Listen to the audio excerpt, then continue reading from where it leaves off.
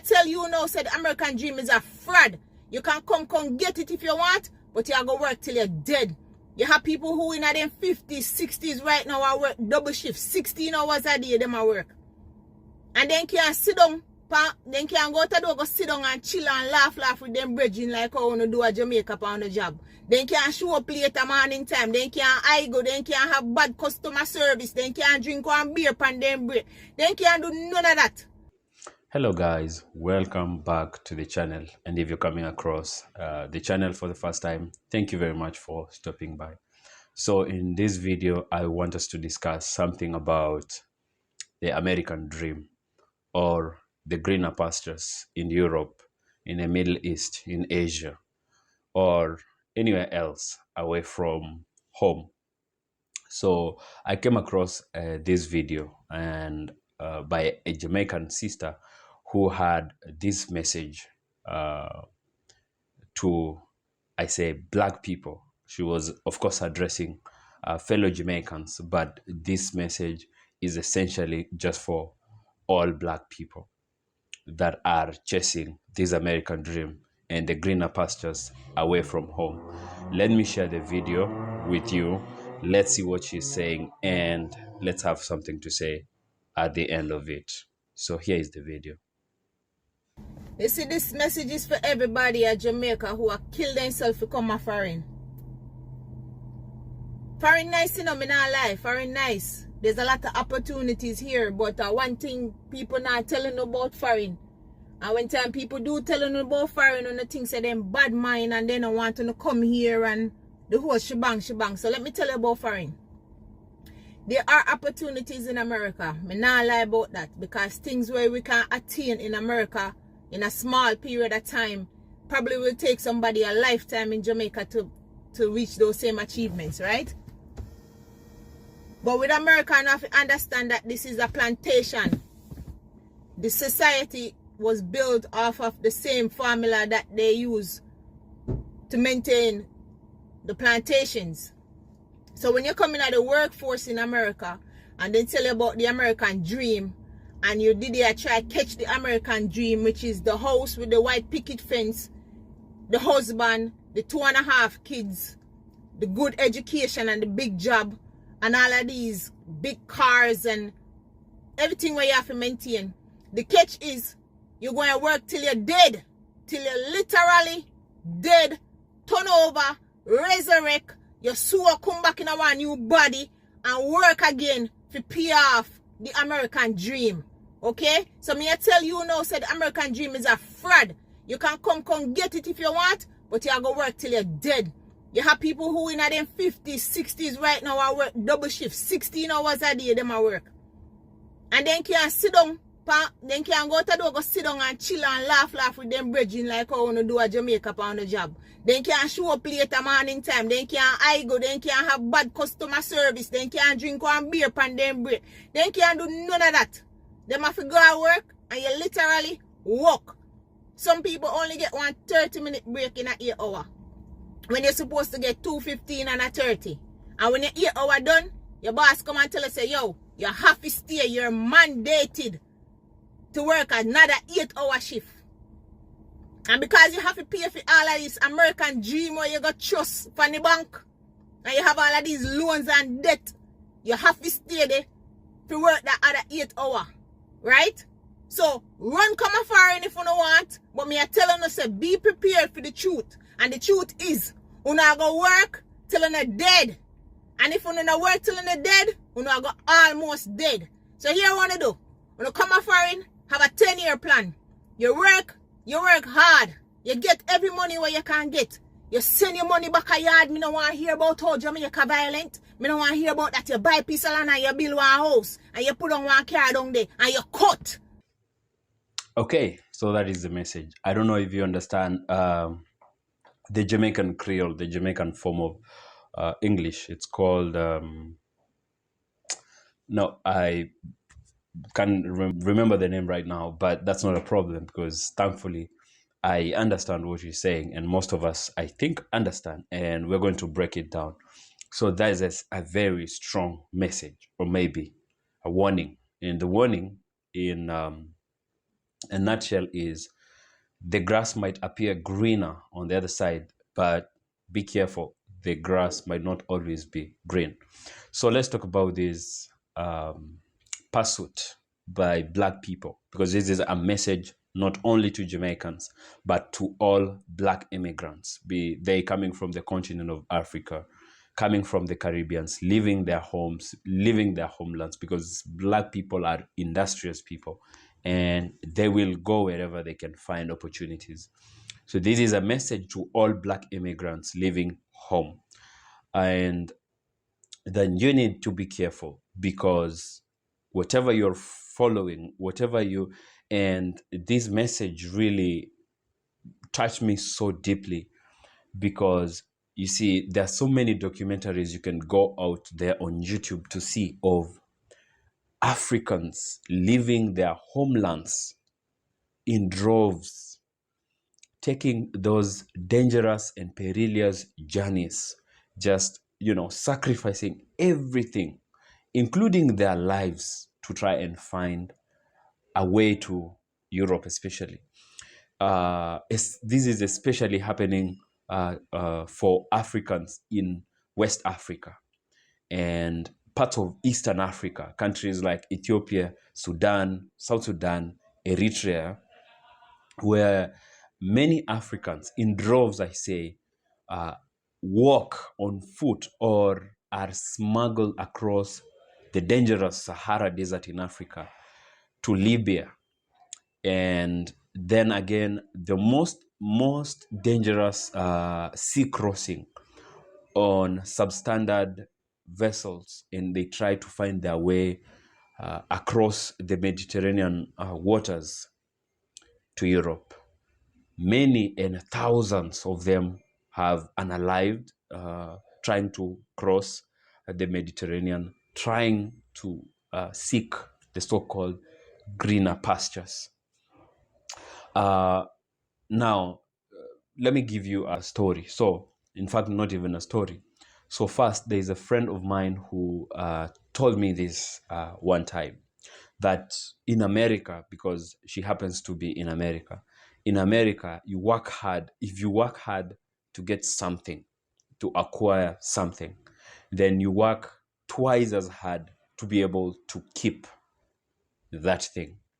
Another friend of mine once told me that she was working, she currently still works in an hospital in America, and she's Kenyan. So she had this friend who, when she moved to the United States, was working in the same hospital as a nurse. I don't know, a nurse or a doctor.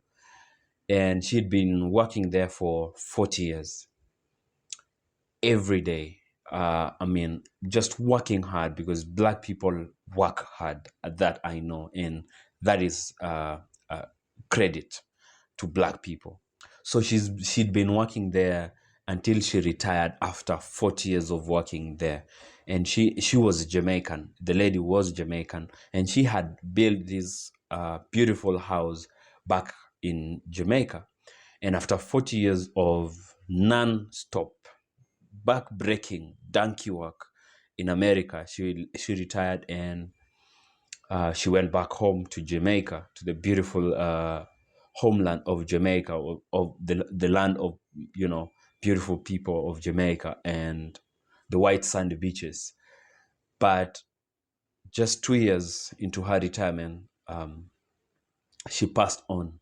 And the problem was, she had just started developing complications that were related to, how much stress she put herself through.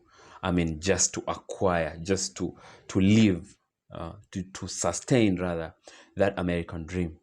And that got me thinking, working so hard for nothing. Just to lose it all at the end, because after all, it is life that matters. Life is what matters the most. Everything else, the money, the property, the house, the car, the money, everything, comes next. Comes second and third, after life, because without life, all that is not necessary. that really touched me so deep. And there's a story that is told. It's called the Myth of Sisyphus. And those that don't know about the Myth of Sisyphus, there's this guy called Sisyphus who has this never-ending task. I'm just trying to make it as simple as possible. Who has this never-ending task of rolling up a boulder or a huge stone up, a steep climb. So he's been tasked to try and push a round, big, huge ball-like heavy rock up the slope. So every time he works so hard, he pushes the boulder up to the top of this steep climb. And what happens is every time he's gotten to the top, the boulder rolls back down to the bottom, and he goes down again. He pushes it back up on top, and it rolls back down again. And he keeps doing all that, and it never ends. I mean, that simply tells us what life really is. So the process of Sisyphus working so hard, pushing the rock, the boulder up the slope, and it's very hard, represents all the pain we go through every day in life. And then the rock goes back down to the valley, and he enjoys some time going down slope. And then suddenly, all over again, he has to endure again the pain of going up. And simply there is no end to it, because that is what life is. The pain and the joy that you get going down slope is what existence is all about. I mean, that story is told, and it leaves you in that suspense. He never really succeeds to keep the rock up there, and so he has to go down, pick it up, go back up, and the back and forth. That is exactly what life is. So you get to know that is all life. That is all that is there. If you work yourself to death trying to get all this material just for you not to enjoy, then there's no point in working that hard. Now, there's something called psychological freedom, and this is mostly freedom that we have when we are at our homelands, just truly being free. Look at for example, being in an African in Europe, and an African or a black person. In fact, let's just talk about black people in America and in Europe, always having the torture, the mental burden of having to walk around knowing that you're black. But back home in the continent of Africa, or in Jamaica, in the Caribbean, in those countries of black people, you don't have to be conscious about your identity. You're living free. That is what freedom really is. Something about this, and I know maybe this message is not going to be so exciting to other people. Be careful with being in pursuit for the so-called the greener pastures, elsewhere, or the pursuit for the American dream. Please go there, but always keep it in mind that if you're not careful, you're going to be stuck in a rat race. And especially the West, these countries of the West, these economies of the West, that are actually built on credit. First thing, first catch. And they say this: when the deal looks so good, think twice. When it looks so nice, think twice, because there is always a catch. These are so advanced economies are really just built on credit and debt. You go there, you find yourself in a cycle of credit, and before you know it, you're taking the loans to acquire material wealth, to acquire a car, to acquire property, to acquire a house, and before you really realize, you're stuck. You're not moving. You have to live your life, servicing the credit, and you don't live your life anymore. There is something about being home, and there is that inexplicable sweetness that is with you staying at home. And I know sometimes we run away from home because the only reason is we're trying to change the home situation. But we go there, we are sucked in a system that is actually designed to do that, to suck you in. And we cannot change the home that we left to change. Black people move to the West and they get so comfortable there, they forget, or sometimes the system is designed to make you forget, to ignore, to have no time to think about back home. You get, probably get married, get kids, and the children, you don't even bring the children back home to really know where they come from. Those are signs of you really getting stuck. Those are the points to check and understand that you are being sucked in. Now, systems of the West, American dream, the European dream as well, the Middle Eastern, the Asian dream, those systems clearly, and in those places, you're just being tolerated because, of course, you're offering something, your service, your manpower, your human resource as Black people, but you're not accepted. Being tolerated is not being accepted. A system in which you're just being tolerated for the time you're offering your service. They don't give you so much, but they give you as much as to keep you around. It's at home where you really, really get accepted, regardless of how you are, who you are, and maybe how you look. In those systems where we go to find the so-called the greener pastures, once you're not of value, once you are not giving anything to the system throws you out. We need to wake up to this reality and understand that we left home to try and change home. And it's really good, and I often say this, as a Black person, try once in your lifetime to visit a country of Black majority.